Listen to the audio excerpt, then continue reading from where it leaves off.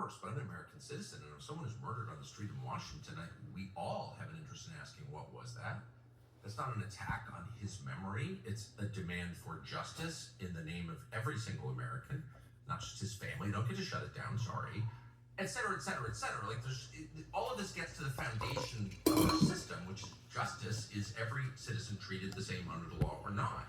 And if not, then we need to fix that. So, and I know that Trump is really worried this is a trap laid for him. I'm sure it is. But let's set that aside and ask about the rest of us and whether our country can continue on the same basis that we assumed we were living under, which is again one of equal justice on the law. So can you just go through some of the questions? And I think both of us are trying to be really responsible and fact-based here. Clearly there's nonsense in this document dump. Don't want to get trapped by it. Don't want to fall for it. Okay, but on the basis of things that we can say with some certainty are true or seem to be true, what are the questions that you, having gone through this for several days now, think that we should be asking, following up on? Well, there's questions for a lot of different people, and some of them are more serious and some of them are maybe less serious. One of the biggest ones in many ways is, how did we let Bill Gates be in charge of the medical decisions of our entire nation when apparently he was trying to slip antibiotics to his wife secretly because he transferred sexually transmitted diseases from hookers on Jeffrey Epstein's islands to her? That is insane.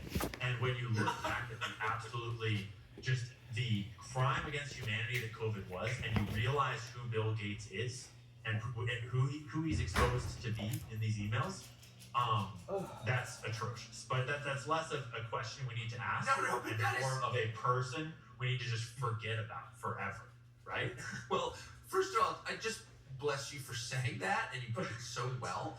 This is the guy who is making health decisions for the entire world, and apparently from these emails, he's trying to slip a drug into his wife's drink because he infected her with a venereal disease from a Russian hooker. So yeah, I mean that's just amazing. Thank you for saying that. It's amazing.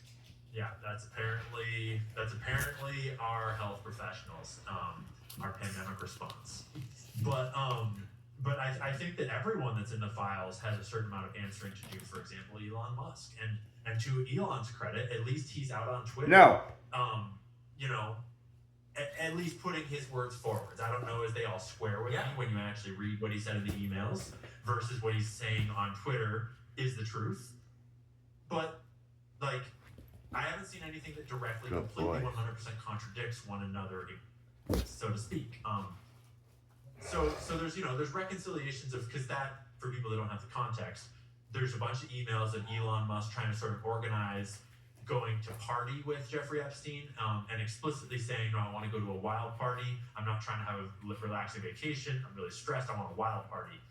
No big deal if it's a bunch of young girls. But also, it doesn't appear that they ever actually managed to make that connection happen for a party. They kept missing each other. He did have lots of meetings with them. So there's those sorts of reconciliations that need to happen.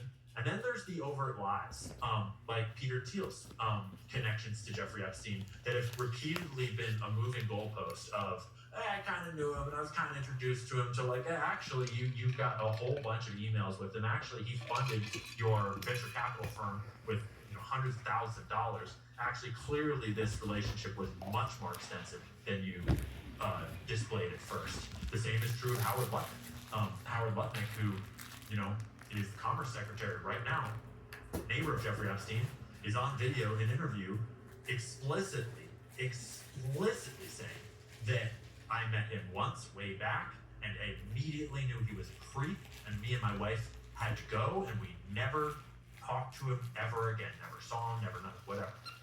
That's not true. He's in the emails, obviously, like he took his family to the island. They were hanging out together. They were going to parties together.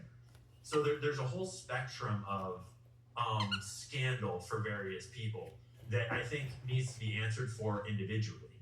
And then there's sort of the collective government answering that needs to be done for the current administration and There's a reason Arctic natives just call cold plunges splunges. It's a blanket.